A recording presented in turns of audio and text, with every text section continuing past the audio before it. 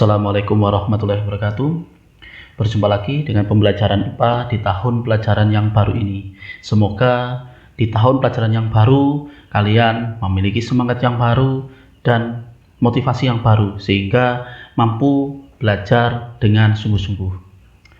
Sebelum pelajaran kita mulai, marilah kita panjatkan puji syukur kehadirat Allah Subhanahu wa taala karena atas limpahan rahmat-Nya kita masih diberi kesempatan dan kesehatan sampai hari ini. Hari ini kita akan mempelajari tentang gerak benda dan makhluk hidup di lingkungan sekitar. Materi ini terdiri atas 4 topik utama. Yang pertama yakni konsep gerak, yang kedua adalah sistem gerak pada manusia, yang ketiga adalah sistem gerak pada hewan, dan yang keempat adalah sistem gerak pada tumbuhan. Pada video ini kita akan membahas konsep gerak, baik gerak yang dilakukan oleh makhluk hidup atau biotik maupun benda mati atau abiotik. Sedangkan topik yang lain akan kita pelajari pada pertemuan-pertemuan berikutnya.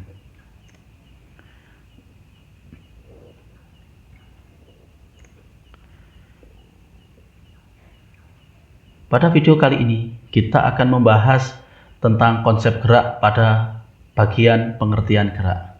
Jadi untuk jarak dan perpindahan, kecepatan dan kelajuan, percepatan, gaya, dan hukum Newton akan kita bahas pada kesempatan yang lain. Sebelum kita lanjut membahas materi, kita sampaikan dulu tujuan pembelajaran pada kesempatan kali ini. Tujuan pembelajaran pada video kali ini adalah yang pertama, mendeskripsikan konsep gerak lurus. Jadi, setelah mempelajari video ini, diharapkan kalian dapat mendeskripsikan gerak lurus.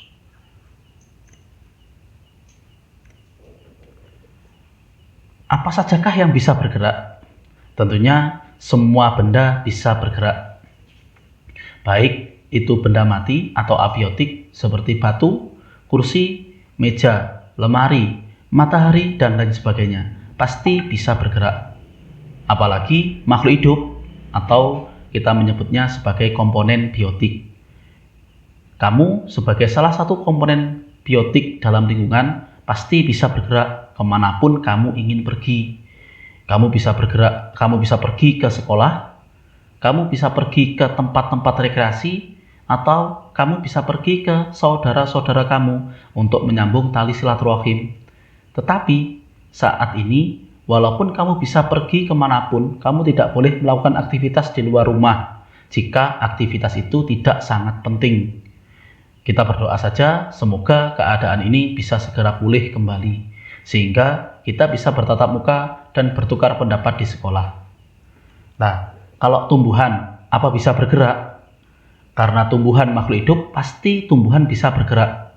Jika tumbuhan tidak bisa bergerak, maka tidak mungkin tumbuhan tergolong ke dalam komponen biotik. Masih ingatkah kamu dengan ciri-ciri makhluk hidup yang sudah kita pelajari di kelas 7? Betul sekali, salah satu ciri makhluk hidup adalah bergerak. Kalau benda mati, apakah bisa bergerak? Apa beda gerak yang dilakukan oleh benda mati dengan makhluk hidup?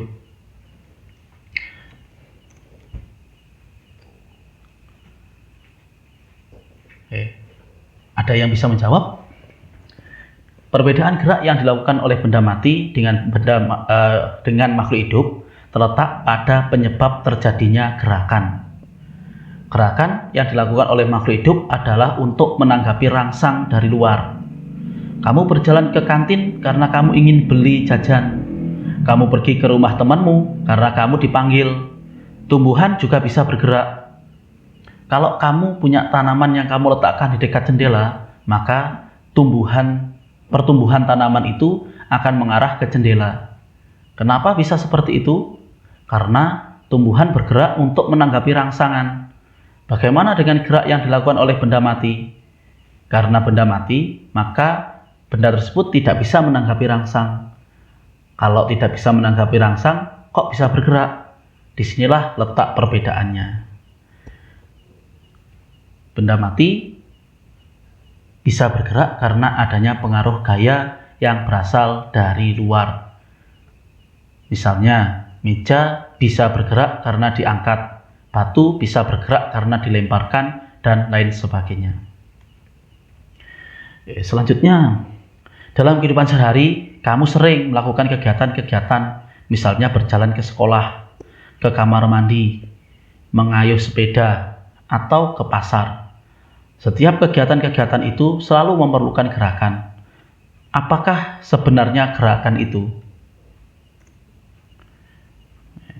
Jadi, kita mulai dengan apa itu gerak? Gerak adalah perubahan kedudukan atau posisi suatu benda terhadap suatu titik acuan.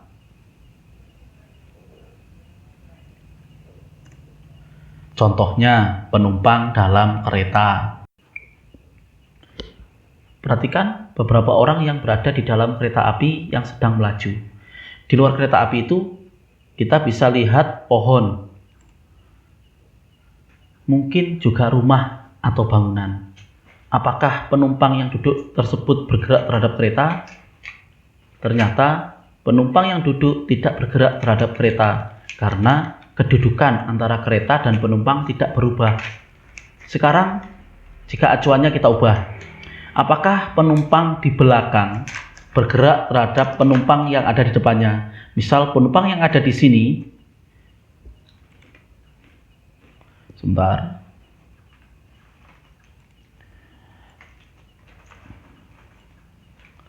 Penumpang yang ada di sini, apakah bergerak terhadap penumpang yang ada di sini, di depannya?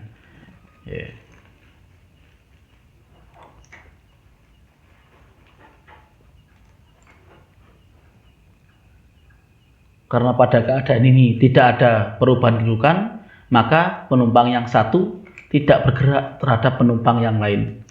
Sekarang acuannya kita ubah, yakni pohon di luar kereta. Apakah penumpang bergerak terhadap pohon di luar kereta? Jawabannya adalah iya. Jadi penumpang di dalam, sebentar. Kita coba cari warna yang berbeda dulu.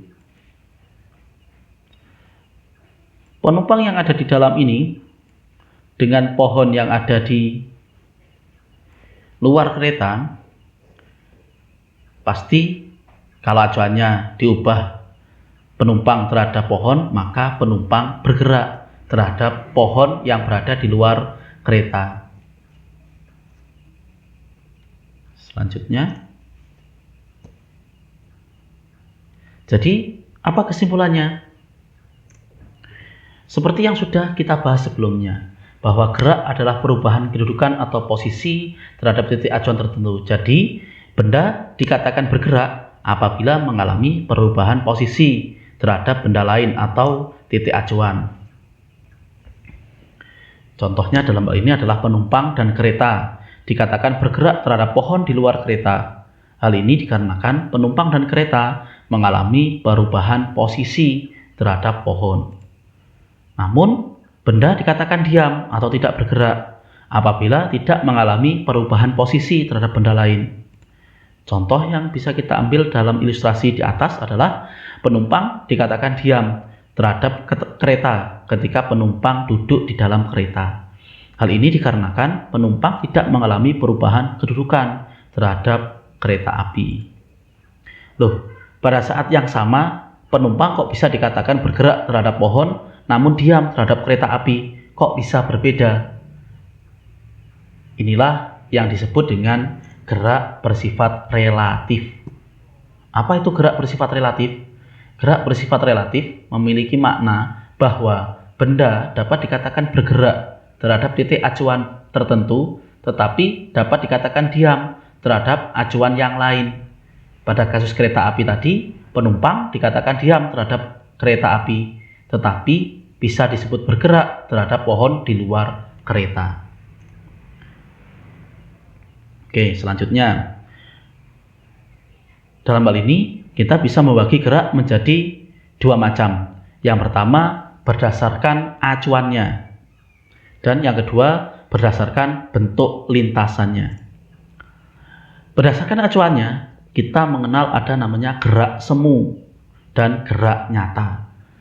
Apa itu gerak semu dan apa pula itu gerak nyata?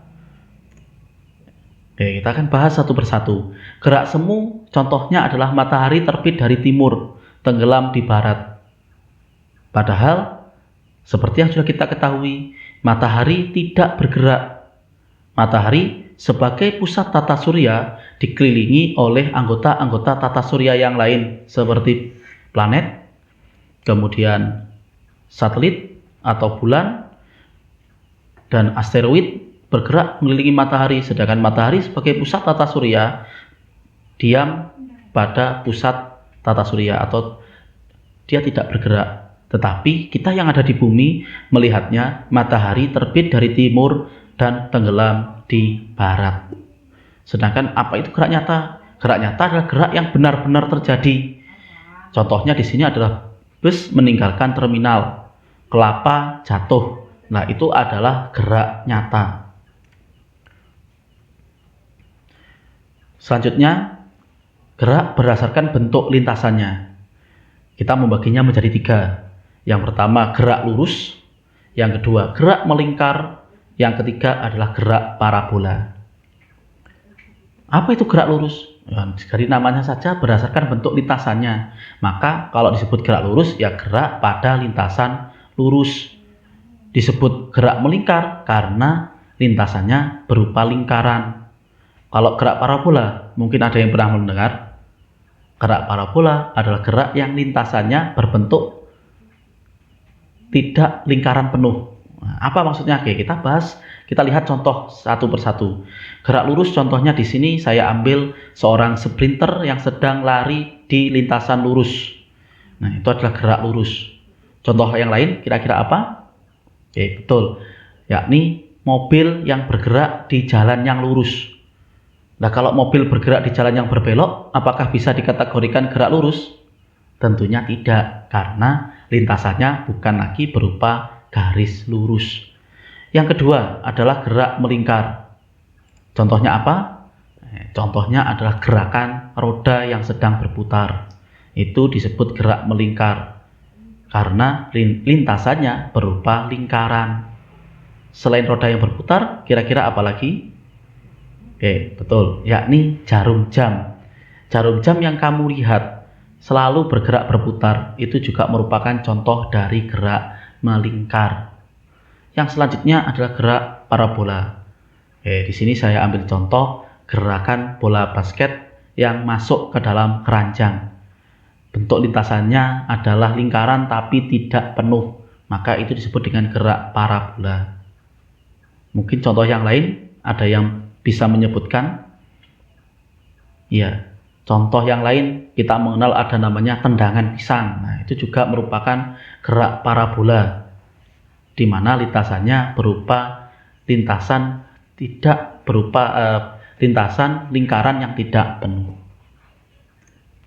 Demikian video pembelajaran kali ini.